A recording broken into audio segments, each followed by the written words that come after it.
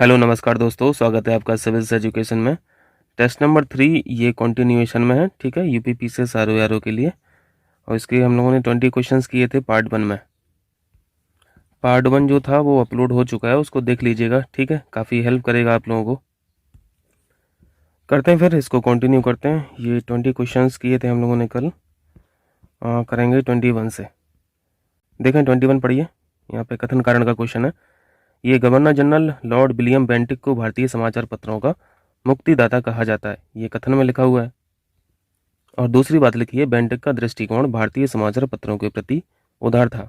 देखिए ये William Bentinck के बारे में तो है ही नहीं कुछ, ये बात किसी और की है। और यहाँ पे विलियम बेंटिक को लेके कहानी बना दी गई है, स्टेटमेंट बना दिए गए। ये जो लिबरेटर ऑफ इंडियन प्रेस है ये बोला जाता था मैटकॉप को, ठीक है, ये विलियम बेंटिक को नहीं बोला जाता था। ये लिबरेटर ऑफ इंडियन प्रेस जो था ये था चार्ल्स मैटकॉप, ठीक है, चार्ल्स मैटकॉप यहाँ पे मैं लिख दे रहा हूँ। तो यहाँ पे पहली बात गलत हो गई है, ठीक है। दूसरी बात ठीक है बेंटिक के बारे में कि इसका जो अप्रोच था ये भारतीय समाचार पत्रों के प्रति थोड़ा सा लिबरल था, उदार था। कारण यहाँ पे सही है, कथन यहाँ पे गलत है। क्लियर है। अब देखिए यहाँ पे विलियम बेंटिक के बारे में चर्चा हुई है, तो यहाँ पे 2-4 बातें इनके बारे में सीख लीजिए। विलियम बेंटिक तो देखो, अगर शुरुआती बात करें तो 1803 में ही ये गवर्नर हुआ करता था मद्रास का। दूसरा इंपॉर्टेंट फैक्ट होता है कि इसके जो फादर थे ये खुद प्राइम मिनिस्टर हुआ करते थे ब्रिटेन के, ठीक है। तीसरी बात, अगर इंडियन कंटेस्ट में बात करें तो ये जो गवर्नर जनरल बना ये पहला था, ये पहला गवर्नर जनरल हुआ था, अपॉइंट किया गया था 1833 में, ठीक है। कार्यकाल पूछा जाता है, ध्यान रखना, इसका कार्यकाल है 1828 से 1835, ठीक है। ये कार्यकाल याद आ रहा किसके साथ था, यहाँ पे काम किया था इनके साथ ट्रिपल आर ने, ठीक है, राजा राम मोहन राय साहब ने। इनके बारे में भी हम लोग 2-3 फैक्ट पढ़ते हैं, जल्दी से रिकॉल कीजिए। 1828, 1829 और 1830, सॉरी 1833। 1828 में ब्रह्म समाज की स्थापना हुई थी। 1829 में ये जो सती प्रथा कानून विलियम बेंटिक की सहायता से इन्होंने भी स्ट्रगल किया था और लाया गया था, यानी सोशल रिफॉर्म में राजा राममोहन राय साहब का भी बहुत बड़ा योगदान था बेंटिक के साथ। और 1833 में मोहन राय साहब का यहाँ पे निधन हो जाता है, डेथ हो जाती है, मृत्यु हो जाती है, ठीक है। तो ये सारे फैक्ट आपके रिकॉल हो चुके हैं। तो यहाँ पे आंसर क्या हो जाएगा, ये गलत है, आर सही है, डी ऑप्शन यहाँ पे राइट है। चलिए 22 कीजिए। यहाँ पे कुछ ब्रिटिश कालीन कमेटी हैं और कमीशंस हैं, बताना है कौन सही सो मिलता है। सप्रू कमीशन लिखा हुआ है, हंटर कमीशन और इनाम कमीशन। सबसे पहले इनका टाइम जानिए तो आइडिया लग जाएगा कि उस समय पे कौन था, ठीक है। तो गवर्नर जनरल का भी रिवीजन हो जाएगा और बाकी जो पर्पज़ है यहाँ पे ये भी सीख लेंगे। इनाम कमीशन, देखिए इनाम कमीशन इसको बनाया गया था 1852 में। हंटर कमीशन की स्थापना की गई थी 1882 में, ठीक है। और सप्रू कमीशन ये तो बाद में ही आया होगा, क्योंकि ये सप्रू जान ही रहे हैं, सप्रू साहब, ये 1934 की बात है, ठीक। अब बताइए 1852 में कौन था, 1852 के टाइम पे कौन था, यहाँ पर लॉर्ड डलहौजी था, है ना, लॉर्ड डलहौजी, ठीक है। और 1882 की बात करें तो यहाँ पे हुआ करता था लॉर्ड रिपन, यहाँ पे मैं लिख दे रहा हूँ लॉर्ड रिपन, ठीक। और इसके जस्ट पहले कौन हुआ करता था, लॉर्ड रिपन के पहले लॉर्ड लिट्टन हुआ करता था। सोशल वर्क के मामले में अगर बात करें तो रिपन के काम थोड़े ठीक रहे। लिट्टन के बारे में बोला जाता है कि ये एंटी सोशल आदमी था, है ना, एंटी सोशल आदमी था। तो यदि हम लोग कार्यकाल की बात करें तो पहले लिट्टन को बिठा लिए, लिट्टन के बाद फिर रिपन को बिठा लिए, और रिपन के बाद फिर आ जाते हैं 1885। याद कीजिए 1885 में क्या हुआ था, इंडियन नेशनल कांग्रेस की स्थापना, और उस समय पे कौन था, डफरिन, ठीक है, डफरिन। ये कार्यकाल होता है तीनों का। चलिए ये तो बैकग्राउंड में बात हो गई थी। देखिए सप्रू कमीशन की स्थापना 1934 में की गई बेरोजगारी की समस्या को लेके, ये बात सही है। हंटर कमीशन हम लोग समझते हैं ये एजुकेशनल डेवलपमेंट के लिए किया गया था 1882 में, शिक्षा का विकास, ये भी सही है। और इनाम कमीशन भूमि संबंधी विवेचना के लिए, ठीक है, लॉर्ड डलहौजी के द्वारा बनाया गया था। रिपोर्ट खैर अलग अलग समय पर पेश की गई, जैसे सप्रू कमीशन की बात करें तो रिपोर्ट पेश की गई थी 1945 में, ठीक है, काफ़ी टाइम लग गया था। यहाँ पे तीनों स्टेटमेंट करेक्ट हैं, ठीक है। चलिए 23 देखें। निम्नलिखित में से कौन स्थापना वर्ष के अनुसार प्रथम स्थान पर है।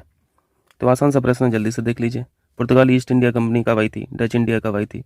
डच ईस्ट इंडिया कंपनी की स्थापना की गई थी 1600 में, ठीक है, 1600 एडी हो गया।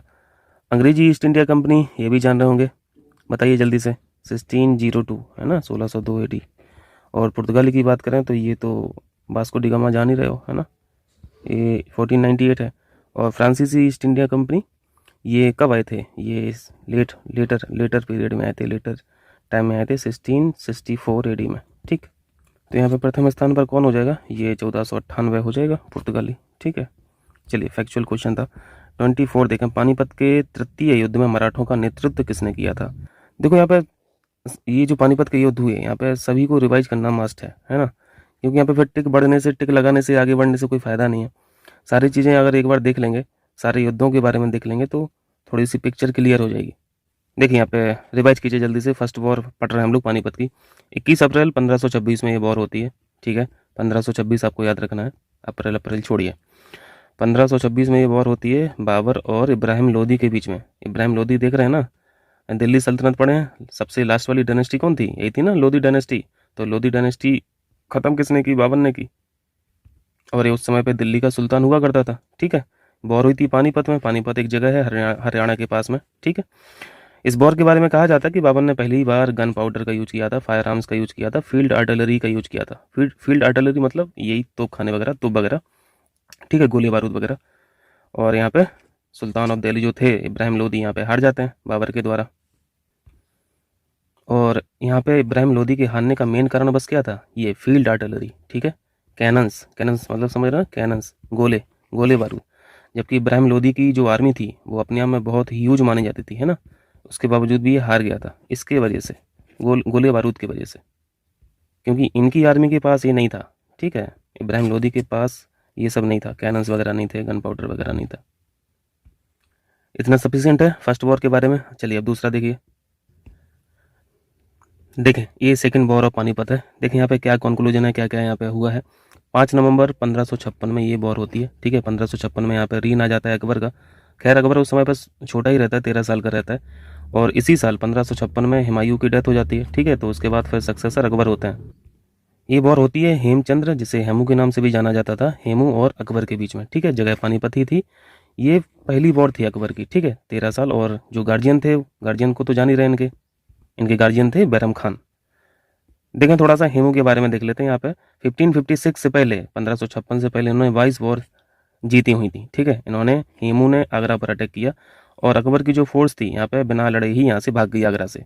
तो फिर फाइनली हेमू का यहाँ पे कंट्रोल हो जाता है आगरा पर, कालपी पर और इटावा पर। ठीक है, इस युद्ध के बारे में बोला जाता है, सेकेंड वॉर ऑफ पानीपत के बारे में, कि यहाँ पे 3000 मुगल मारे गए थे। ठीक है, और यहाँ पे अंततः सिंहासन पर बैठे फिर ये हेमू। ठीक है, पुराना किला इनके कब्जे में आ गया था, दिल्ली इनके हाथ में थी।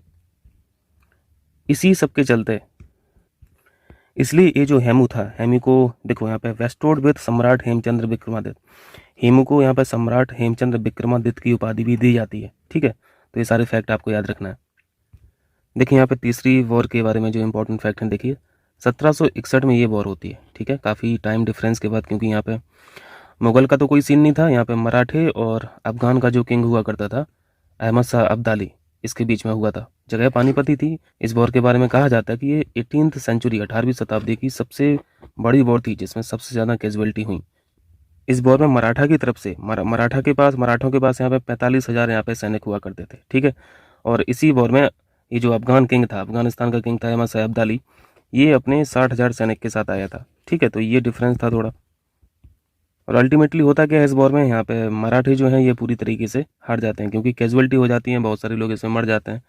बहुत सारे में इसमें वो लोग भी थे जो जो मुखिया थे और मुख्य लोग भी थे।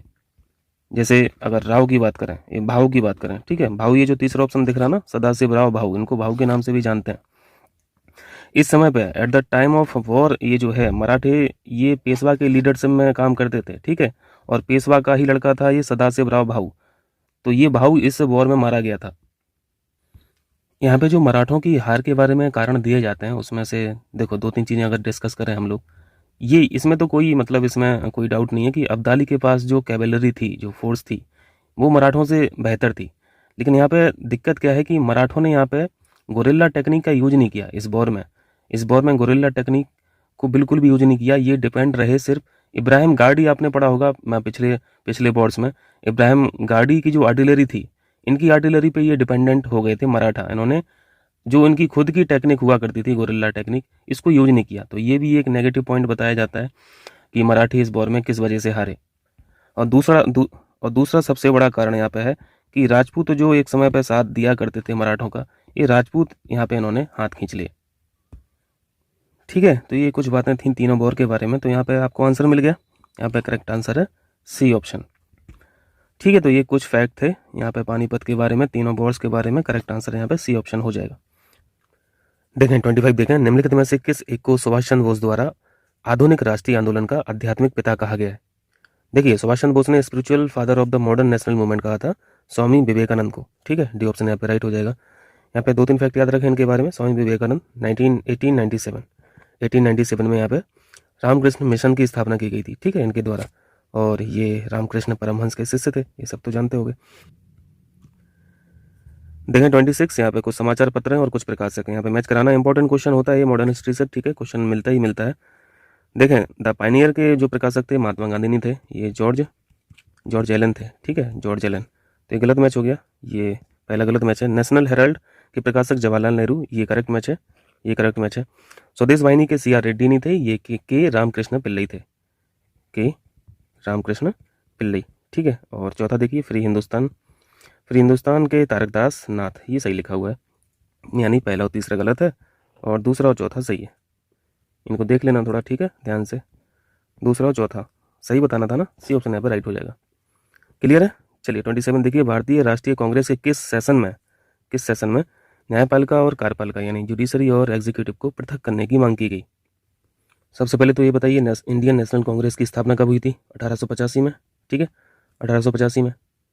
और पहला सेशन भी हुआ था 1885 में, पहला सेशन। इतना क्लियर है? और यहाँ पे गवर्नर जनरल पूछे जाते हैं, वाइसराय पूछे जाते हैं, तो वाइसराय थे डफरिन। ठीक है, गठन के समय डफरिन हुआ करते थे। ये बात बोली गई थी, ये सेपरेशन की बात की गई थी दूसरे सेशन में, और दूसरा सेशन हुआ था 1886 में। ठीक है, तो यहाँ पे ए ऑप्शन राइट है। यहाँ पे चेयरमैन कौन था? इस सेशन को चेयर किसने किया था? दादाभाई नौरोजी ने, दादाभाई नौरोजी। ठीक है, बाकी भी याद रखना है, बाकी भी देख लीजिए। 1905 का बहुत फेमस है ये। हुआ कहाँ था ये? पहले ये 1886 का हुआ कहाँ था? कोलकाता। वो तो कोडिंग याद होगा ना आपको, शुरुआत के हम लोग 8-10 तो याद रख ही लेते हैं। देखें, यहाँ पे रिवाइज कीजिए जल्दी से। ये कोडिंग होती है ना, मुकमई बकना। ठीक है, मुकमई बकना। पहले मु का मतलब क्या है? मुंबई। पहला सेशन कहाँ हुआ? मुंबई में। दूसरा सेशन का से मतलब कलकत्ता। तीसरा सेशन मा से मतलब मद्रास। चौथा सेशन ई से मतलब इलाहाबाद। और ये पाँचवा है ना, पाँचवा सेशन बा से मतलब बम्बई। और यहाँ से फिर से छठवां जो सेशन होगा ये कलकत्ता, का से मतलब कलकत्ता। और सातवां जो सेशन होगा ना से मतलब नागपुर। इतना क्लियर है? अब जल्दी से रिवाइज कीजिए इनके चेयरमैन। पहले सेशन को जो मुंबई में हुआ था, इनको चेयर किया था WC बनर्जी। मैं लिख नहीं रहा हूँ, मैं बोल दे रहा हूँ, ठीक है। पहला सेशन मुंबई में हुआ और चेयर किया था WC बनर्जी ने। दूसरा सेशन का से मतलब कलकत्ता, और यहाँ पे चेयर किया था दादाभाई नौरोजी ने। जो क्वेश्चन पूछा गया, मैं ईयर लिखता जा रहा हूँ यहाँ पे, 1885। दूसरा सेशन 1886, दादाभाई नौरोजी। तीसरा सेशन ये मद्रास में हुआ और यहाँ पे चेयर किया था सैयद बदरुद्दीन तैयब जी। ठीक है, और इलाहाबाद का सेशन किया था यहाँ पे चेयर जॉर्ज यूले ने, जॉर्ज यूले। पांचवा सेशन जो बम्बई में हुआ वो उसको चेयर किया था सर विलियम बेडन बर्न। ठीक है, ये पूछा था पिछली बार, शायद पिछली बार पूछा था। छठवां जो सेशन हुआ कलकत्ता में, यहाँ पे चेयर किया गया था फिरोज शाह मेहता के द्वारा, फिरोज शाह मेहता के द्वारा। और सातवां सेशन जो नागपुर में हुआ, इसको चेयर किया था आनंदा चारलू ने, P आनंदा चारलू। क्लियर है? तो ये आपका यहाँ पर रिवीजन हो गया। तो 1905 का देखिए, 1905 का सेशन ये हुआ, ये बहुत इंपॉर्टेंट होता है क्योंकि यहाँ पर चेयर किया गया था GK गोखले के द्वारा, बनारस का सेशन। ठीक है, बनारस GK गोखले। चलिए 1885 तो देख ही रहे हैं। 1885 अभी आपने देखा, ये पहला सेशन हुआ करता था इंडियन नेशनल कांग्रेस का, और चेयर किया गया था मुंबई में हुआ था, और चेयर किसने किया था? WC बनर्जी ने ना। और 1903 का सेशन जो था ये मद्रास में हुआ, और इसको चेयर किया गया था ललित मोहन घोष के द्वारा, ललित मोहन घोष। याद रह जाएगा। देखें 28, यहाँ पे आंसर क्या हो गया था? A option 28। देखें कथन कारण का क्वेश्चन देखें। चार्ल्स बोर्ड डिस्पैच को भारतीय शिक्षा का मैग्ना कार्टा भी कहा जाता है। ईयर भी याद रखना है, 1854। कौन था यहाँ पे 1854 में? लॉर्ड डलहौजी था, है ना, लॉर्ड डलहौजी था। तो कभी कभी पूछा जाता है कि चार्ल्स बोर्ड डिस्पैच का जो गठन किया गया था ये किसके शासनकाल में किया गया था? तो लॉर्ड डलहौजी हो जाएगा, पहली बात सही है।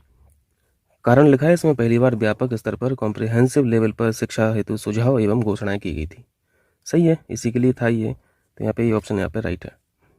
यहाँ पे 29 देखें, निम्नलिखित में से कौन सा युग्म सही सुमेलित नहीं है? देखिए, अवध किसान सभा का गठन किसके द्वारा किया गया था? बाबा रामचंद्र के द्वारा। ठीक है, बिहार किसान सभा ये स्वामी सहजानंद सरस्वती थे। दोनों बातें यहाँ पे सही हैं। कृषक प्रजा पार्टी फजलुल हक, ये भी करेक्ट है। आंध्र प्रांतीय किसान सभा ये जो लिखा है, इसका गठन ये 1928 में किया गया था और एनजी रंगा द्वारा किया गया था। ठीक है, एनजी रंगा द्वारा। ये जो इंदुलाल याज्ञिक लिखा है ये गलत है, यहाँ पे गलत ही बताना था, डी ऑप्शन यहाँ पे राइट है। ये पूछा जाता है क्वेश्चन, है ना, सभावाद से क्वेश्चन पूछा जाता है, मैचिंग एचिंग में मिलेगा आपको हिस्ट्री से, मॉडर्न हिस्ट्री से। देखें 30, लॉर्ड लिट्टन द्वारा निम्नलिखित में से किस युद्ध में अग्रगामी नीति का अनुसरण किया गया। अभी देखा था आपने, लॉर्ड लिट्टन को देखा था, रिपन को देखा था। पहले किसका था कार्यकाल, लिट्टन का था, ठीक है, फिर रिपन आए और रिपन के जस्ट बाद डफरिन आए और इन्हीं के काल में 1885 में इंडियन नेशनल कांग्रेस की स्थापना की गई थी। ये पुरानी बातें हो गई। यहाँ पे पूछा है ये जो अग्रगामी नीति है, अग्रगामी नीति को इंग्लिश में फॉरवर्ड पॉलिसी बोलते हैं। ठीक है, फॉरवर्ड पॉलिसी को फॉलो किया था लॉर्ड लिट्टन ने। पहली बात तो ये क्वेश्चन से सीखिए, और ये किस वॉर में इन्होंने फॉलो किया था, ये क्वेश्चन आपसे पूछा गया है, तो आपको ध्यान रखना है। सेकंड एंग्लो अफगान युद्ध जो था, इसमें इन्होंने फॉलो किया था। यहाँ पे कुछ फैक्टर याद रखें, 1878 से 1880 के बीच में ये वॉर हुई। ठीक है, 2 साल। सेकंड ये जो आंग्ल अफगान युद्ध था। संधि के बारे में पूछा जाता है, इस संधि किस संधि के द्वारा इस वॉर को खत्म किया गया था या फिर अंत हुआ था। इस संधि का नाम है गंडमक। ठीक है, तो ये संधि का भी नाम याद रखें।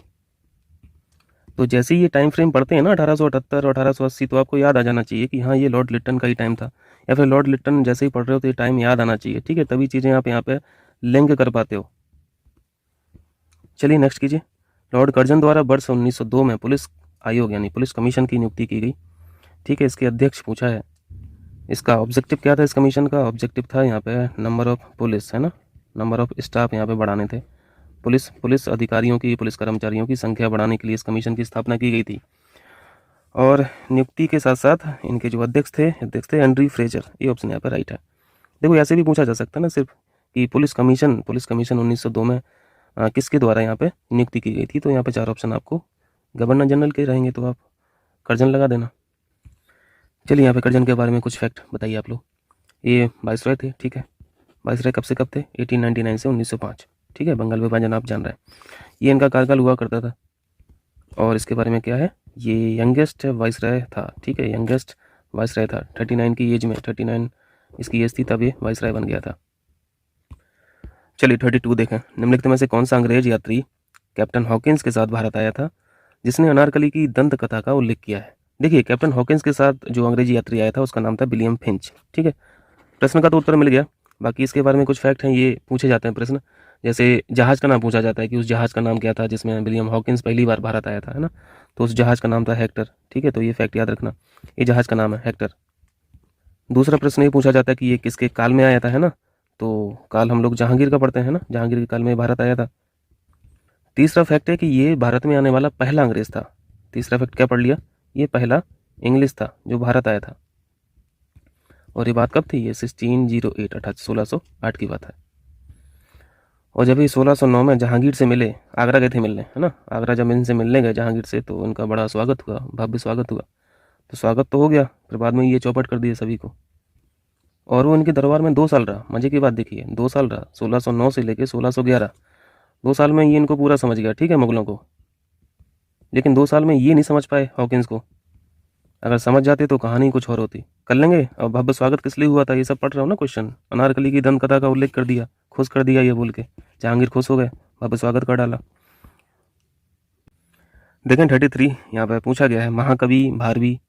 ये महाकवि का नाम है भारवी, जिन्होंने किराता जुरनियम, क्या लिखा है भाई, ये किराता जुरनियम ना भाई, सही पढ़ रहा हूँ, किराता जुरनियम नामक महाकाव्य लिखा था। निम्नलिखित में से किस एक शासक की राज्यसभा में निवास करते थे।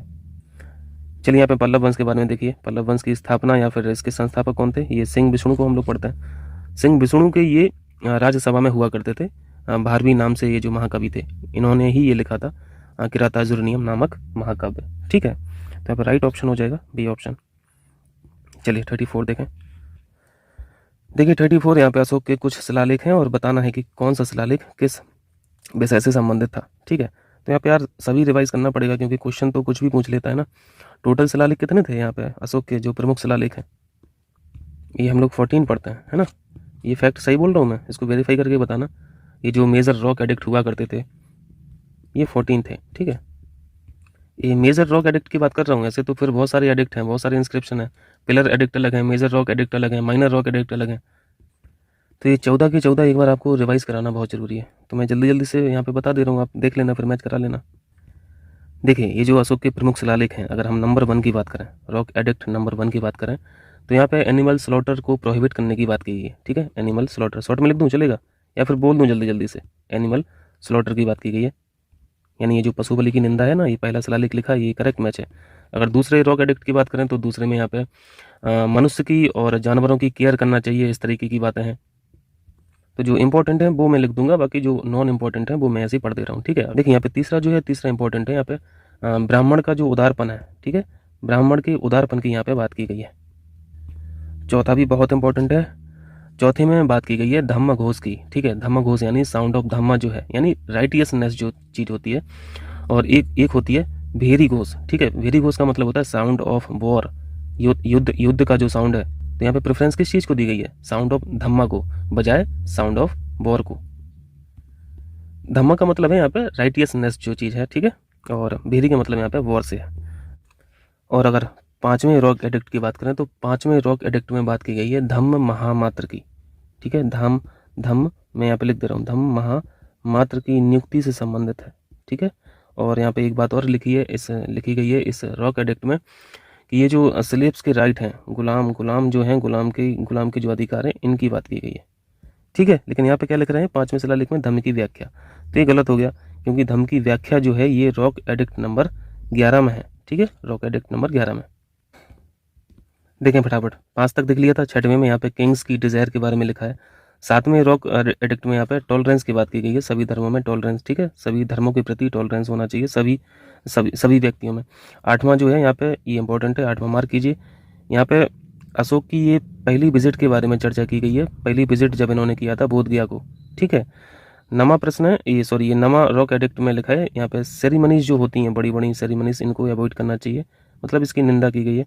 10वां रॉक एडिक्ट में लिखा है यहाँ पे किसी भी मतलब व्यक्ति में फेम की डिज़ाइन नहीं होना चाहिए, या फिर ग्लोरी की भावना नहीं होना चाहिए। मतलब बहुत धर्म पूरे दिमाग में घुस गया था अशोक के, है ना। 11वां भी सीखा आपने, इसमें एलाबोरेशन ऑफ धम्मा है, धम्मा की व्याख्या, तो 11 भी इंपॉर्टेंट है। 12वें में देखो, अभी आपने टॉलरेंस वाली बात देखी थी ना, कि सभी धर्मों के प्रति टॉलरेंस होना चाहिए, है ना, सहिष्णुता होना चाहिए। तो 7, नंबर 7 और नंबर 12, इसमें दोनों बातें कॉमन है। ठीक है, 12 हो गया। 13वां नंबर देखिए, 13वें में जो हम लोग बिल्कुल बेसिक सा फैक्ट पढ़ते रहते हैं, विक्ट्री ऑफ कलिंगा, कलिंगा की विजय का उल्लेख कौन से रॉक एडिक्ट में है, मेजर रॉक एडिक्ट में। तो ये 13 नंबर हम लोग पढ़ते हैं। ठीक है, तो ये यहाँ पे सही मैच है, तो उत्तर तो हमें मिल गया। और 14 में यहाँ पे बस इंस्क्रिप्शन के बारे में, इंस्टॉलेशन के बारे में बताया गया है। तो ये आपका पूरा मैंने रिवाइज करा दिया, यहाँ पे हो जाएगा ना। देखो, जो काम की चीज़ रहे ना, स्क्रीनशॉट ले लिया करो तुरंत, ताकि आपका जल्दी से रिवीजन हो सके। यहाँ पर राइट ऑप्शन हो जाएगा सी। चलिए 35 देखिए,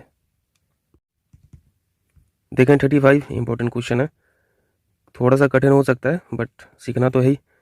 यहाँ पे पूछा है शैव धर्म का सबसे प्राचीन संप्रदाय, यानी ओल्डेस्ट सेक्ट पूछे हैं। ठीक है, सबसे पुराना सेक्ट जो था शैव धर्म का, वो पाशुपत सेक्ट था। ठीक है, पाशुपत सेक्ट है, ये बिल्कुल सही बात है। दूसरा है पाशुपत संप्रदाय की स्थापना लकुलिस ने की थी। ये दोनों बातें सही हैं। ठीक है, यहाँ पे 2 फैक्ट याद रखें आप, सी ऑप्शन यहाँ पे राइट है। ये जो पाशुपत सूत्र हुआ करता था, एक पाशुपत सूत्र था। ठीक है, ये इस संप्रदाय का मेन थ्योरेटिकल टेक्स्ट हुआ करता था। ठीक है, पाशुपत सूत्र। देखें 36, ऋग्वेद के किस मंडल में गायत्री मंत्र का उल्लेख मिलता है। बहुत कॉमन सा क्वेश्चन है, आसान है। तृतीय मंडल में गायत्री मंत्र का उल्लेख मिलता है ना। ऋग्वेद में टोटल कितने मंडल हैं, 10 मंडल हम लोग पढ़ते हैं। ठीक है, और ये गायत्री मंत्र का उल्लेख है तीसरे मंडल में। और इस मंत्र को लिखने वाले कौन थे, रचयिता कौन थे, क्रिएटर कौन थे, विश्वामित्र। ये भी साथ में याद रखें, बाकी 10 याद करा दें जल्दी से। देखें फटाफट, देखें यहाँ पे ये जो 10 मंडल हैं, इसके क्रिएटर पूछा जाता है, और जो इंपॉर्टेंट है किस किस यहाँ पे मंडल में कौन कौन सी बातें हैं, ये इन 10 में कम से कम 4-5 में कुछ इंपॉर्टेंट फैक्ट हैं, वो हम लोग देख लेते हैं। देखें, पहला जो मंडल था, इनके क्रिएटर थे मधुछंदा। ठीक है, मधुछंदा, रचयिता मधुछंदा। दूसरे मंडल के रचयिता थे गृत्समद। और तीसरा मंडल अभी देखा, जो आपने क्वेश्चन, अभी जो क्वेश्चन पूछा ही गया है, गायत्री मंत्र का उल्लेख है, और क्रिएटर थे विश्वामित्र। ये सब ऋषि थे। ठीक है, ऋषि विश्वामित्र। चौथे मंडल को क्रिएट किया था वामदेव के द्वारा।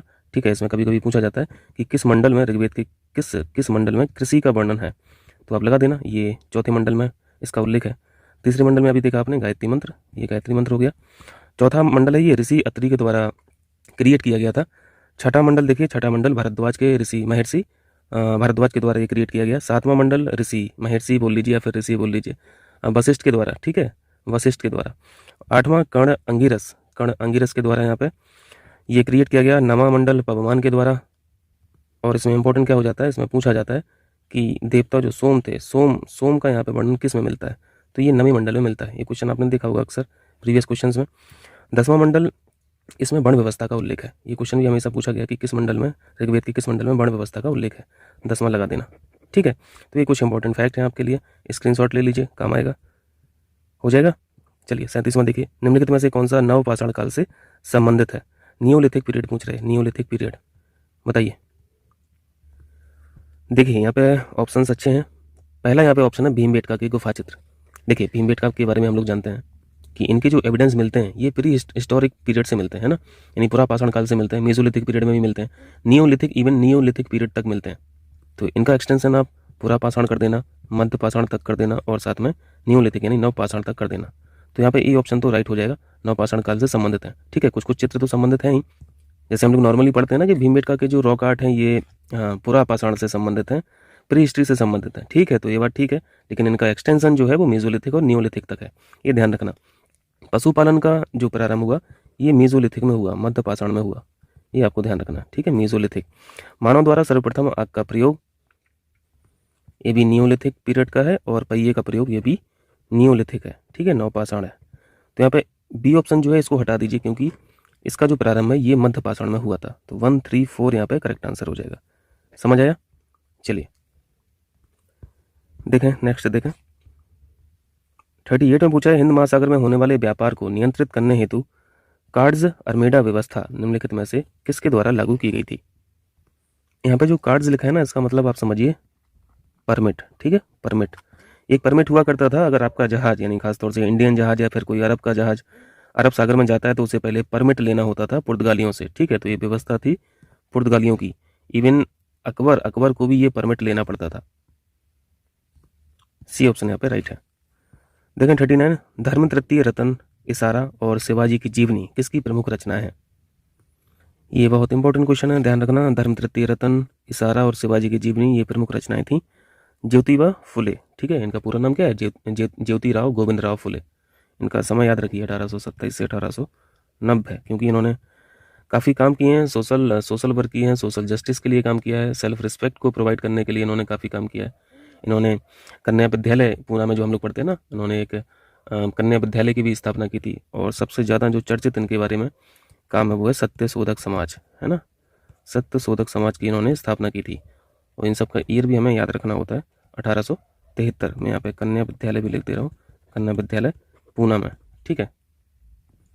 और जो 3 रचनाएं आप देख रहे हैं, इनके अलावा एक रचना बहुत इंपॉर्टेंट है जो हम लोग अक्सर पढ़ते रहते हैं, उसका नाम है गुलामगिरी, है ना, गुलामगिरी आपको याद आ रहा होगा, ये पढ़ते रहते हैं, तो ये भी ध्यान रखना साथ में। शिवाजी की जीवनी, गुलामगिरी, इशारा और धर्म तृतीय रतन ज्योतिबा गोविंदराव फुले के द्वारा ये रचित थी। देखें 40, महाराष्ट्र में भक्ति आंदोलन को लोकप्रिय बनाने वाले नामदेव संबंधित थे किस संप्रदाय, किस सेक्ट से संबंधित थे। ये जो नामदेव थे ये संबंधित थे वरकरी सेक्ट से, ठीक है, वरकरी संप्रदाय से। इनके जो गुरु थे ये ज्ञानदेव थे, ज्ञानदेव, और इनको ज्ञानेश्वर के नाम से भी जाना जाता था। ये इतने फैक्ट हैं इनके बारे में। इनकी 1-2 बातें और इम्पोर्टेंट हैं। उनके कुछ कंपाइलेशन जो हैं, इनके जो कुछ वर्सेस हैं ये गुरु ग्रंथ साहिब में कंपाइल्ड हैं, ठीक है, गुरु ग्रंथ साहब। हो जाएगा, चलिए ठीक है, हो जाएगा। चलिए 41 देखिए, बाबर द्वारा लड़े गए निम्न युद्धों का सही कालक्रम बताएं। चंदेरी का युद्ध, खानवा का युद्ध और घाघरा का युद्ध। फैक्चुअल क्वेश्चन है, आसान है। चंदेरी का युद्ध 1528 में हुआ था, खानवा का युद्ध 1527 में और घाघरा का युद्ध 1529 में। बाबर का समय क्या था, 1526 में ही आते हैं और 1530 तक इनका कार्यकाल रहता है भारत में।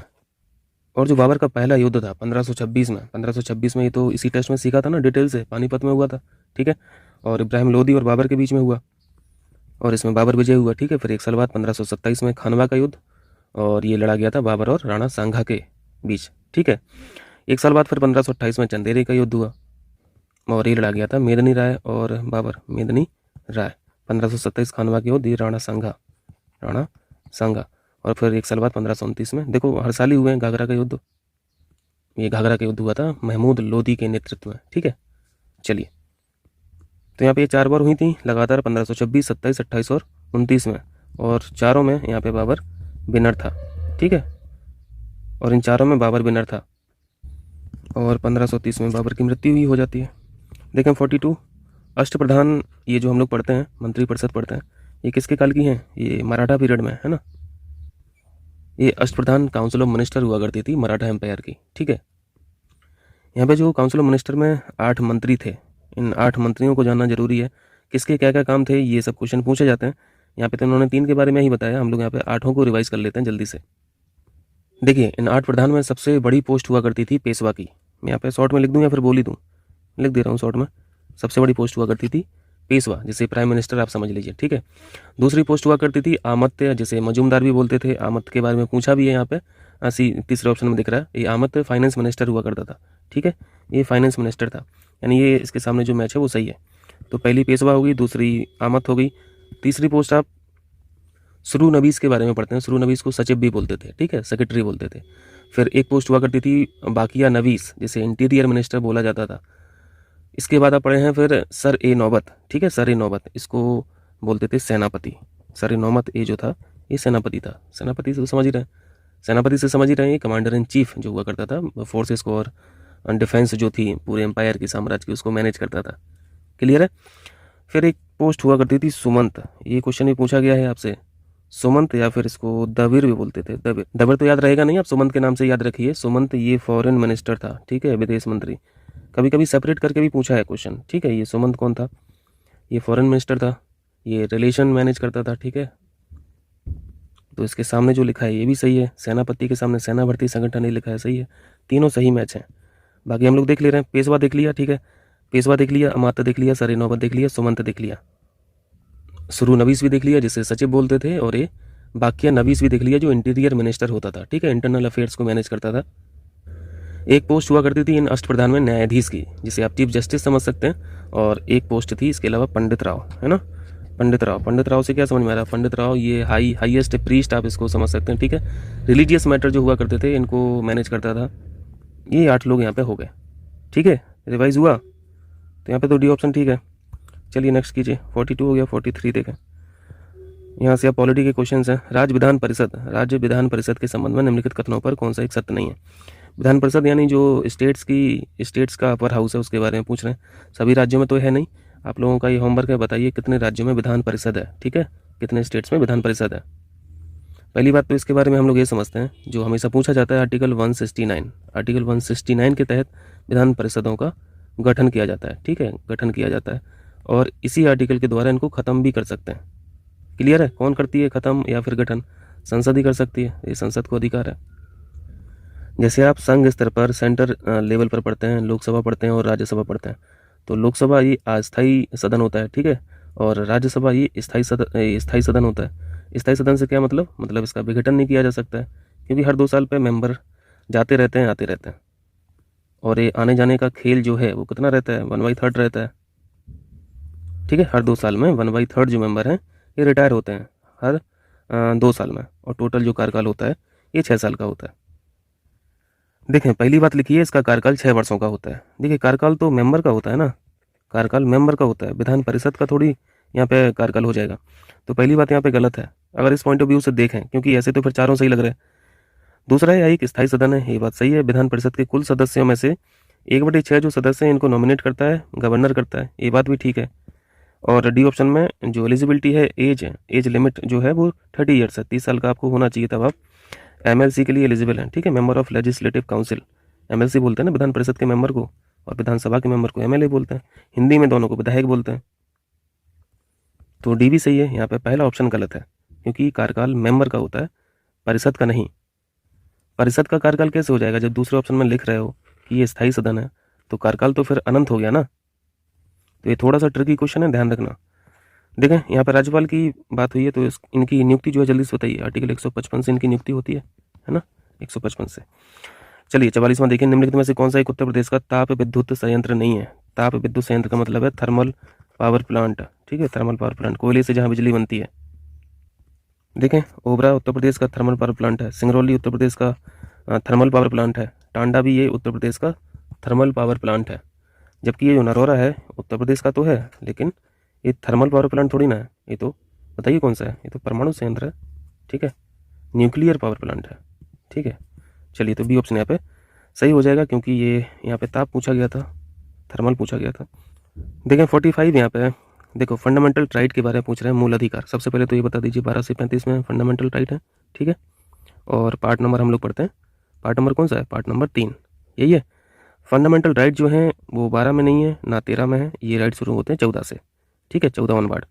12 में क्या है? 12 में यहाँ पे स्टेट्स की परिभाषा है, राज्य की परिभाषा है। राज्य का मतलब ये जो हम लोग पढ़ते हैं उत्तर प्रदेश, मध्य प्रदेश, छत्तीसगढ़, झारखंड, ये राज्य नहीं। यहाँ पे राज्य का मतलब एक राष्ट्र से है, ठीक है, कि एक स्टेट की डेफिनेशन क्या होना चाहिए। 13 में यहाँ पे जुडिशियल रिव्यू पढ़ते हो, याद आ रहा। 14 से ऑनवर्ड यहाँ पे फंडामेंटल राइट है। अब यहाँ पे लिखा हुआ है बाद योग। बाद योग का क्या मतलब है? बाद से तो समझ रहे हो ना, बाद ये कोर्ट कचहरी का ये नाम ही है। इसका मतलब ये होता है कि अगर आपका फंडामेंटल राइट डिप्राइव्ड है, वंचित हैं आप किसी फंडामेंटल राइट से, या फिर उल्लंघन हो रहा है किसी मूल अधिकार का आपके, तो आप कोर्ट कचहरी कर सकते हो, ठीक है, कोर्ट कचहरी आप कर सकते हो। यानी कोर्ट के द्वारा आप उस फंडामेंटल राइट को इम्प्लीमेंट करा सकते हो। और इम्प्लीमेंटेशन कैसे होता है? रिट के माध्यम से होता है ना। रिट पढ़ते हो ना, आर्टिकल 32 में सुप्रीम कोर्ट करता है इशू, और आर्टिकल 226 से हाई कोर्ट रिट इशू करता है। कोई अधिकारी आपके फंडामेंटल राइट का उल्लंघन कर रहा है, या फिर कोई संस्था कर रही है ना, कोई संस्था कर रही है, या फिर कोई संगठन कर रहा है, ठीक है, तो आप कोर्ट जाइए, मुकदमा डालिए और जज के द्वारा रिट इशू कराइए।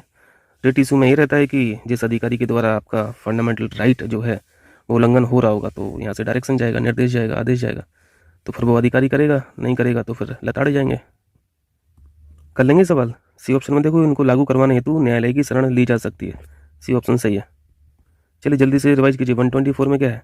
124 में सुप्रीम कोर्ट है ना, और 214 में 2 को एक की जगह बैठा दोगे तो 214 बन जाएगा, यहाँ पे हाई कोर्ट है ना। चलिए 46 देखिए, चोल काल में ग्रामीण प्रतिनिधि सभाओं के चुनाव में उम्मीदवारों के लिए अनिवार्य योग्यता नहीं थी। चोल काल के प्रशासन की सबसे बड़ी विशेषता जो है, जिसके बारे में चोल काल फेमस ही था, एक प्रमुख विशेषता हुआ करती थी, लोकल सेल्फ गवर्नेंस सिस्टम, है ना, स्थानीय स्वशासन व्यवस्था जो थी।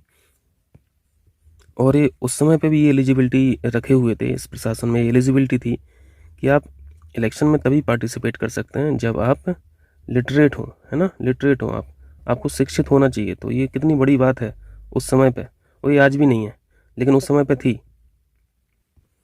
देखें पहला है उस गांव का निवासी हो, ये बात ठीक है। 30 वर्ष से अधिक आयु लेकिन 17 वर्ष से अधिक नहीं, ये बात भी सही थी। वैदिक मंत्रों का ज्ञाता हो, ये बात भी ठीक है। देखें डी ऑप्शन में लिखा है शिक्षित ना होना, तो ये बात गलत है। शिक्षित होना चाहिए था, तभी आप योग्य हुआ करते थे चुनाव के लिए। डी ऑप्शन यहाँ पे सही है। चोल काल में इलेक्शन में पार्टिसिपेट करने के लिए शिक्षित होना अनिवार्य था, ठीक है, ये बात ध्यान रखना। देखें 47, निम्नलिखित में से किसके द्वारा मौर्य काल में राजस्व एकत्र करने का कार्य किया जाता था? मौर्य काल की ये बात कर रहे हैं, और मौर्य काल में हम लोग एक पद का नाम पढ़ते हैं, पोस्ट का नाम पढ़ते हैं, समहर्ता, ठीक है। समहर्ता ये कौन था? ये चीफ हुआ करता था रेवेन्यू डिपार्टमेंट का, रेवेन्यू डिपार्टमेंट का, ठीक है। बाकी और ऑप्शन में लिखा है एक अंतपाल लिखा हुआ है। अंतपाल ये जो फ्रंटियर जो होते थे, सीमा जो हुआ करती थी साम्राज्य की, उसका रक्षक हुआ करता था। और ये जो प्रादेशिक लिखा है, ये प्रादेशिक गवर्नर हुआ करते थे, यानी प्रांतीय गवर्नर को प्रादेशिक बोला जाता था, ठीक है। चलिए देखें 48, देखें भारतीय संविधान का कौन सा अनुच्छेद स्कूलों में मिड डे मील कार्यक्रम के लिए प्रेरणा स्रोत है? ये किसमें पूछ रहे हैं? आर्टिकल देखें आप एक नज़र, तो आपको ये देख रहे हैं 36 से 51 के बीच में, है ना, यानी ये डीपीएसपी की बात कर रहे हैं, ठीक है। डीपीएसपी का उल्लेख किस पार्ट में? पार्ट नंबर 4 में, ये पार्ट नंबर 4 में है, और आर्टिकल 36 से 51 है। और डीपीएसपी का मतलब क्या होता है? डीपीएसपी का मतलब है कि यहाँ पे संविधान के द्वारा स्टेट्स को कुछ डायरेक्शन दिए गए हैं, मतलब ये स्टेट्स की ये ड्यूटी होना चाहिए, ये कंपलसरी नहीं है, ठीक है, ध्यान रखना। डीपीएसपी ये चैलेंजेबल नहीं है, बाध्य योग्य नहीं है। डीपीएसपी में जितने भी यहाँ पे ये क्लॉज लिखे हुए हैं, जितने भी आर्टिकल्स में बातें लिखी हुई हैं, जितने भी डायरेक्शंस दी गई हैं कॉन्स्टिट्यूशन के द्वारा स्टेट्स को, ये स्टेट्स की मर्जी है, वो करें या फिर नहीं करें, ठीक है। तो इसमें एक डायरेक्शन ऐसी भी है कि स्टेट को लेवल ऑफ न्यूट्रिशन जो है, पोषण स्तर जो है, ये रेज करना चाहिए, बढ़ाना चाहिए। पीपल्स के जो लाइफ्स हैं, यानी लोक स्वास्थ्य को सुधारने का प्रयास करना चाहिए। इस तरीके की बातें लिखी गई हैं। ये आर्टिकल 47 में है। आप आर्टिकल या आप कॉन्स्टिट्यूशन खोलिए, बियर एक्ट खोलिए, उसमें आर्टिकल 47 पढ़िए, उसमें लिखा है, ठीक है। स्टेट्स को लेवल ऑफ न्यूट्रिशन को रेज करना चाहिए, और स्टैंडर्ड ऑफ लिविंग्स जो है पीपल्स की, इसको भी इम्प्रूव करना चाहिए, पब्लिक हेल्थ को इम्प्रूव करना चाहिए, इस तरीके की बातें हैं। और उसमें ये मादक पदार्थ जो हैं, इंटॉक्सिकेटिंग जो सब्सटेंस होते हैं, इनकी भी बात की गई है कि इनको प्रोहिबिट करना चाहिए स्टेट्स को। करती जरूर नहीं है ना, दारू की दुकानें कहाँ बंद हो रही हैं। तो ये आर्टिकल 47 तो कह रहा, लिखा तो है वहाँ पे प्रोहिबिट करना चाहिए, लेकिन नहीं करती है। और दुकान बंद नहीं करने का सबसे बड़ा रीज़न क्या है? रेवेन्यू। तो यहाँ पे डी ऑप्शन राइट हो जाएगा। वीआर एक्ट खोलिए और सारे आर्टिकल्स यहाँ पे रिवाइज कीजिए, जो जो लिखा है 43A, 44 और 45। मैं तो कई बार आप लोगों को बता चुका हूँ। 49 देखें, निम्नलिखित में से कौन सा भाग तथा अनुच्छेद है केंद्र राज्य विधायी संबंधों के बारे में चर्चा करता है? आंसर तो इतना ईजी है कि आप यहाँ पे पार्ट से ही समझ सकते हैं। ये सेंटर स्टेट रिलेशन जो है ये पार्ट नंबर 11 में है, ठीक है। और पार्ट नंबर 11 एक में ही लिख रहा है, तो आप आंसर तो लगा ही सकते हैं। आर्टिकल 245 से 255 के बीच में विधायी संबंधों के बारे में उल्लेख है, ये ऑप्शन यहाँ पे सही है। और भैया मैं आप लोगों को कई बार बता चुका हूँ कि पार्ट 11 जो है ये 245 से 263 तक है, ठीक है, इसका एक्सटेंशन जो है। और इसको 2 भागों में बांटा गया है पार्ट 11 को। आप इसमें कैटेगरी 2 कर सकते हैं। जैसे पहला जो डिवीज़न है ये है जो क्वेश्चन में पूछा ही गया है, विधायी संबंध जो है। तो यहाँ पे पहले डिवीज़न में आप यहाँ पे विधायी भाग ले सकते हो। दूसरा डिवीज़न जो है ये प्रशासनिक डिवीज़न है, ठीक है, प्रशासनिक डिवीज़न है। जैसे यहाँ पे विधायी संबंध पूछा है, हो सकता था यहाँ पे प्रशासनिक संबंधों के बारे में पूछ लेता। तो ध्यान रखें, विधायी संबंध जो है वो आर्टिकल 245 से 255 है, और जो प्रशासनिक संबंध है वो किस में आ जाएगा फिर? 255 तक तो हो गया ना, तो 256 से 263 तक, ठीक है। ये डिवीज़न है पूरा पार्ट नंबर 11 का, तो याद रखा करें, ये प्रशासनिक संबंध है और ये विधायी संबंध है। और इसमें एक आर्टिकल 263 दिख रहा है, जिसको देखते ही याद आ जाना चाहिए आप लोगों को। क्या है इसमें 263 में? इंटर स्टेट्स काउंसिल है ना, बहुत इंपॉर्टेंट आर्टिकल होता है। देखें 50, निम्नलिखित में से किस बात में उच्चतम न्यायालय यानी सुप्रीम कोर्ट के द्वारा यह टिप्पणी की गई थी कि भाग 3 और भाग 4 के मध्य संतुलन संविधान का आधारभूत ढांचा है? भाग 3 क्या है, पार्ट 3 क्या है, फंडामेंटल राइट का है, पार्ट 4 क्या है, भाग 4 क्या है, ये DPSP का है। तो देखें आप, फंडामेंटल राइट ये चैलेंजेबल है, ये बाध्य योग है, अभी आपने देखा है ना, ये बाध्य योग है। DPSP ये बाध्य योग नहीं है। तो इसमें ये संतुलन की बात क्या कर रहे हैं आप देखो। इसके लिए 2-3 आर्टिकल आपको अच्छे से पढ़ना पड़ेगा। उन आर्टिकल्स में आप लोग सीखते हैं कि DPSP के कुछ आर्टिकल्स ऐसे हैं जो भारी पड़ते हैं फंडामेंटल राइट पर, है ना। याद आ रहा कुछ? ये सब भुला गए। तो ये जो बात है DPSP ग्रेटर है कुछ आर्टिकल्स में FR से, यही बात इन्होंने ये लिखी है दूसरी भाषा में, ठीक है, कि इसमें संतुलन जरूर होना चाहिए। क्योंकि एक चीज़ बाध्य योग है, दूसरी चीज़ बाध्य योग नहीं है, तो कैसे मैनेज होगा चीज़ें। जैसे मैं आपको एक छोटा सा एग्जाम्पल देता हूँ, एग्जाम्पल्स बहुत सारे हैं। जैसे आर्टिकल 21 की बात करते हैं। 21 क्या है? ये फंडामेंटल राइट है, मूल अधिकार है। और आर्टिकल 47 आपने अभी देखा है ना, फंडामेंटल राइट 21 है, ठीक है। इसमें क्या है? जीने का अधिकार है। जीने का अधिकार इंसान जी कब पाएगा? जब उसे खाने को मिलेगा, है ना। खाना ही नहीं मिलेगा तो वो कैसे जिएगा? तो खाना प्रोवाइड करे स्टेट्स, तभी तो वो जी पाएगा। और यही चीज़ 47 में लिखी है कि स्टेट्स को जो न्यूट्रिशन लेवल है वो रेज करना चाहिए, है ना। पोषण स्तर अच्छा रहेगा तो वो ठीक से जी पाएगा। तो यहाँ पे भी जीने की बात है, यहाँ पे भी जीने की बात है। और एक जीने को चैलेंज कर सकते हैं आर्टिकल 21 के तहत, और दूसरे जीने को आप 47 के तहत जो कि DPSP में है, इसको आप चैलेंज नहीं कर सकते हैं। तो कॉन्ट्राडिक्टरी हो रहा है कि नहीं हो रहा है? आपको खाना नहीं मिल रहा है, आप जी नहीं पा रहे हैं, तो आप चैलेंज कर सकते हो भाई कोर्ट में आर्टिकल 21 के तहत। लेकिन दूसरी पार्टी कौन है? दूसरी अपोजिट पार्टी जो है आपके, वो स्टेट है खुद, है ना। तो स्टेट फिर 47 के तहत कोर्ट कचहरी पहुंच जाएगी और बोलेगी जज साहब से कि साहब ये तो 47 के तहत बात है, हमारे जेब में पैसा रहेगा तो हम खर्च करेंगे न्यूट्रिशन लेवल के लिए, नहीं रहेगा तो नहीं कर पाएंगे। तो क्या होगा अल्टीमेटली? आप जो 21 के तहत गए थे तो आप यहाँ पे स्ट्रांग हैं, और स्टेट 47 के तहत अगर वो यहाँ पे देता है एक्सप्लेनेशन 47 के तहत, तो स्टेट यहाँ पे मजबूत हो जाता है। इसलिए सब बातें कही जा रही हैं कि ये संतुलन जरूरी है ना। और ये बात कही गई थी ये मिनर्वा मिल्स बनाम भारत संघ में, और यहीं पे बात की गई थी कि ये जो फंडामेंटल राइट हैं और ये DPSP हैं, ये दोनों आपस में एक दूसरे के पूरक हैं। और ये पूरक वाली बात अब आपको यहाँ पे समझ में आ रही है ना, ठीक है। तो यहाँ पे अभी ऑप्शन राइट हो जाएगा। आगे चलें, चलिए कीजिए, इतना ही कीजिए, ठीक है। 50 क्वेश्चंस, टाइम हो गया, 7 बज गया।